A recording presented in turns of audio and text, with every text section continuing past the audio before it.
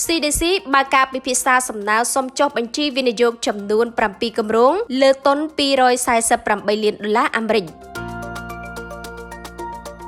ក្រុមប្រឹក្សាអភិវឌ្ឍកម្ពុជា CDC បើកកិច្ចប្រជុំច្រកចេញចូលតែមួយលើកទី4នៅក្នុងឆ្នាំ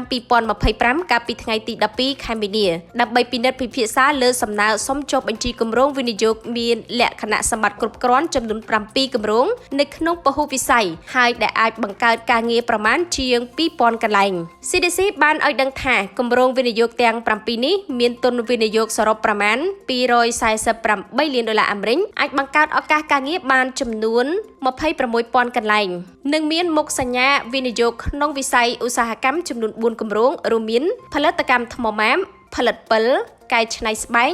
និងផលិតប្រដាប់ប្រដានិងគ្រឿងសង្ហារិមក្មេងចំណែកវិស័យហេដ្ឋារចនាសម្ព័ន្ធមានចំនួន3គម្រោងដូចជាគម្រោងអភិវឌ្ឍស្ថានីយ៍ផលិតអគ្គិសនីដើរដោយថាមពលពន្លឺព្រះអាទិត្យអនុភាព20មេហ្គាវ៉ាត់ជាមួយនឹងប្រព័ន្ធផ្ទុកថាមពលអគ្គិសនីខេត្តពោធិ៍សាត់គម្រោងអភិវឌ្ឍស្ថានីយ៍ផលិតអគ្គិសនីដើរដោយថាមពលពន្លឺព្រះអាទិត្យអនុភាព300មេហ្គាវ៉ាត់និងគម្រោងបង្កើតផែស្ងួតបើតាម CDC គម្រោងវិនិយោគទាំង7នេះស្ថិតនៅភូមិសាស្ត្ររាជធានីភ្នំពេញកំពង់ស្ពឺកំពង់ឆ្នាំងនិងពោធិ៍សាត់